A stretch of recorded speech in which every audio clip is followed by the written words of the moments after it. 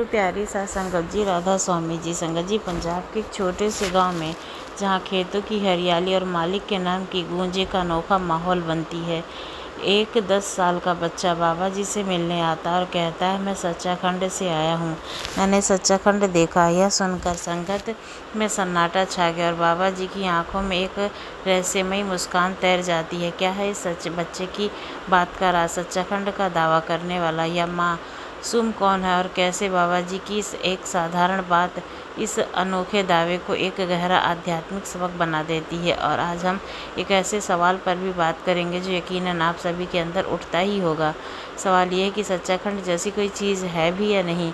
किसने देखा है? हमने तो नहीं देखा है, हम कैसे विश्वास करें इसका? बाबा जी ने ऐसा जवाब दिया कि संगत एकदम से सन्न रह गई और पूरे पंडाल में एकदम से सन्नाटा छा गया। इस कहानी से मिली एक मासूम बच्चे से जिसने शब्दों में मालिक की पुकार छिपी है, एक सेवादार से जो एक दावे से उलझन में है, और एक सत्संगी से जो अपने विश्वास की परीक्षा से गुजर रहा है। क्या बाबा जी इस बच्चे के दावे का रहस्य खोलेंगे?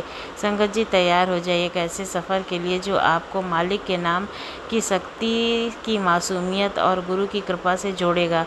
संगत जी आगे बढ़ने से पहले बता दूं कि विश्वास में ही शक्ति होती है। तो चलिए जानते हैं। पंजाब के अमृतसर ज़िले में ब्यास नदी के किनारे एक गांव बसा था, एक छोटा सा गांव नूरपुर।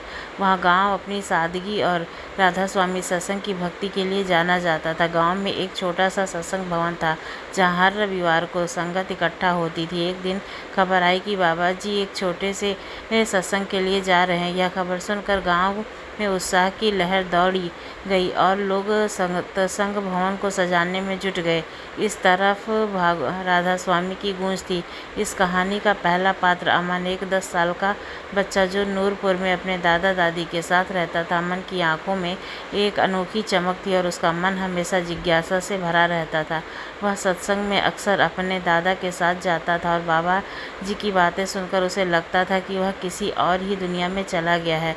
लेकिन आज अमन के मन में कुछ और ही था। उसने अपने दादाजी से कहा, मैं बाबा जी से मिलना चाहता हूँ, मुझे उनसे कुछ कहना है। दूसरा पात्र गुरदास जी, ये एक समर्पित सेवादार जो सत्संग भवन की व्यवस्था संभालता था। गुरदास को अपनी सेवा पर गर्व था, लेकिन वह थोड़ा सख्त स्वभाव था। उसे लगता था कि सत्संग में हर चीज़ व्यवस्थित होनी चाहिए और बच्चों को बड़ों की बातों में नहीं पड़ना चाहिए। जब उसने सुना कि अमन बाबा जी से मिलना चाहता है तो वह थोड़ा परेशान हो गया। यह बच्चा क्या बात करेगा, कहीं कोई गड़बड़ ना हो जाए, उसने सोचा। तीसरा पात्र है निर्मल, एक सत्संगी जो अपने परिवार के साथ में रहता था। निर्मल सत्संगी तो था, लेकिन उसके मन में कई सवाल थे। उसे लगता था कि सच्चाखंड शब्द और नाम की बातें शायद किताबों में ही अच्छी लगती हैं। वह सोचता था कि क्या सच्चाखंड जैसी कोई जगह वाकई में है, या सिर्फ लोगों को बेवकूफ़ बनाने के लिए बाबा जी ये बिज़नेस की तरकीब निकाल रहे हैं। वह बाबा जी सत्संग में सच की तलाश में आया। सत्संग का दिन आ गया। नूरपुर का सत्संग भवन संगत में खचाखच भरा था। बाबा जी मंच पे विराजमान थे और उनकी सौम्य मुस्कान में माहौल की रूहानी बना हुआ था। उन्होंने सत्संग के नाम के ध्यान, सेवा की नम्रता और मालिक के हुक्म की बात की। उनकी हर बात संगत के दिल को छू गई। सत्संग के बाद बाबा जी कुछ लोगों से मिलने रुके। अमन अपने दादा का हाथ पकड़े बाबा जी के पास पहुंचा। गुरदास ने उसे रोकने की कोशिश की, लेकिन कहा, बेटा बाबा जी व्यस्त हैं, तुम मत आना। लेकिन बाबा जी ने गुरदास को इशारा किया, अमन को पास बुलाया। अमन ने डरते डरते लेकिन आत्मविश्वास के साथ कहा, बाबा जी मैं सच्चाखंड से आया हूँ, मैंने सच्चाखंड देखा। यह सुनकर संगत में सन्नाटा छा गया। गुरदास हैरान रह गया। उसने सोचा, यह बच्चा क्या बकवास कर रहा है, सच्चाखंड का दावा। निर्मल जो पास ही खड़ा था चौंक गया। उसने सोचा, यह बच्चा क्या कह रहा है, सच्चाखंड तो आध्यात्मिक अवस्था है, कोई जगह थोड़ी ही है। बाबा जी ने अमन की ओर देखा। उसकी आंखों में एक रहस्यमयी मुस्कान थी। उन्होंने शांत स्वर से पूछा, बेटा तूने सच्चाखंड कैसे देखा, मैं भी बता दे। अमन ने मासूमियत से कहा, बाबा जी मैं रात को सोया था, मुझे सपने में बहुत सुंदर जगह दिखी। वहाँ सब कुछ चमक रहा था, जैसे सूरज का उजाला, और शांति थी। आवाज़ गूंज रही थी। इस आवाज़ में कहा कि मैं सच्चाखंड में हूँ और मुझे बाबा जी से मिलना है। बाबा जी ने अमन का सिर सहलाया और हल्के से हंसकर कहा, बेटा मालिक की कृपा तुझ पर बरस रही है। सच्चाखंड कोई जगह नहीं बल्कि एक अवस्था है जहाँ मन मालिक के शब्द से जुड़ता है। तेरा सपना मालिक की पुकार है, तूने जो शांति महसूस की है वही सच्चाखंड है। उन्होंने संगत की ओर देखा और कहा, संगत जी, यह बच्चा हमें सिखाता है कि मालिक का नाम हर दिल में बसता है। अमन की मासूमियत ने उसे वह अनुभव दिया जो बड़े बड़े साधक वर्षों की तलाश में पाते हैं। तीसरे तिल पर शब्द का ध्यान करो और तुम भी सच्चाखंड की झलक पाओगे। गुरदास, जो अब तक अमन की बात को बकवास समझ रहा था, चुप हो गया। उसे एहसास हुआ कि उसका सख्त स्वभाव और अहम उसे मालिक की मर्जी को समझने में रोक रहा है। उसके बाबा जी से कहा, मुझे माफ़ कर दीजिए बाबा जी, मैंने इस बच्चे को गलत समझा। बाबा जी ने मुस्कुराकर जवाब दिया, गुरदास, सेवा में नम्रता और विश्वास ही मालिक की कृपा के पास ले जाता है। निर्मल का मन भी बदल गया। अमन की बात और बाबा जी का जवाब सुनकर उसके सारे संशय दूर हो गए।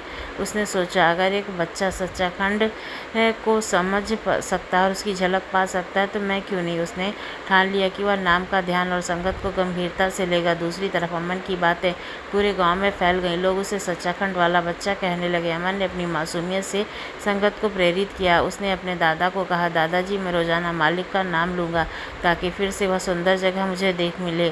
संगत जी, यह कहानी हमें सिखाती है कि मालिक का नाम, गुरु की कृपा हर दिल तक पहुंचती है, चाहे वह मासूम बच्चे का दिल हो या संशय से भरे सत्संगी का। अमन की मासूमियत ने हमें दिखाया कि सच्चाखंड कोई जगह नहीं बल्कि एक शांति है जो नाम के ध्यान से मिलती है। अब आइए उन सवालों को चलते हैं जिनका हम बेसब्री से इंतज़ार कर रहे हैं। साथ संगत जी, अक्सर हमारे मन में ये सवाल उठता है कि क्या सच्चाखंड जैसी सच में कोई जगह है या वाकई में कोई ऐसी अवस्था है जहां आत्मा को जाकर सच्चा सुख मिलता है, और अगर है तो किसने देखा है। हमने तो नहीं देखा। जब हमने नहीं देखा तो कैसे मान ले कि है भी कोई जगह। ये सवाल एक संगत ने बाबा जी से बड़ी सादगी से पूछा था, बाबा जी, क्या सच्चाखंड जैसी सच में कोई जगह भी है? किसने देखा? हमने तो नहीं देखा, हम कैसे विश्वास करें।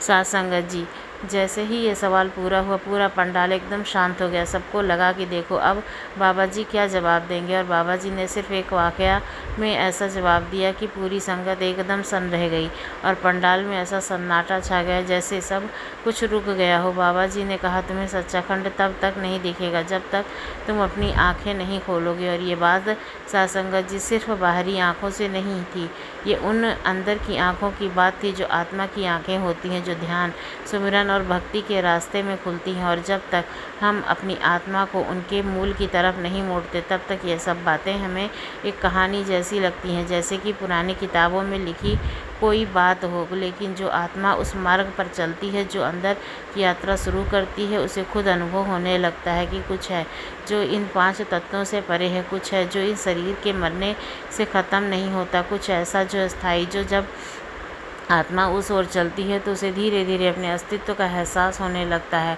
वो एहसास जो उसे उस अवस्था की ओर ले जाता है जिसे सच्चाखंड कहते हैं।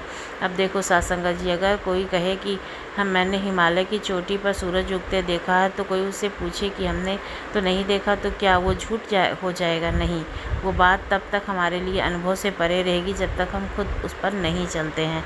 संगत जी, आत्मा अपने स्रोत की ओर वापस शुरू नहीं करती जब तक कि सच्चाखंड एक कल्पना जैसा लगेगा। लेकिन जैसे ही आत्मा उस राह पर चलेगी, उस प्रेम धुन, उस नूरी रोशनी से जुड़ेगी, उसे खुद समझ आ जाएगा कि ये शरीर, ये संसार, ये सब कुछ एक पड़ाव है, उसकी असली मंजिल कहीं और ही है, और वही उस मालिक तक पहुंचाने का सच्चा रास्ता होगी। नहीं तो मन हमेशा भटकता ही रहेगा। संगत जी, अब वीडियो में मैं लेती हूँ इजाज़त, मिलती हूँ अगली वीडियो में, तब तक के लिए धन्यवाद।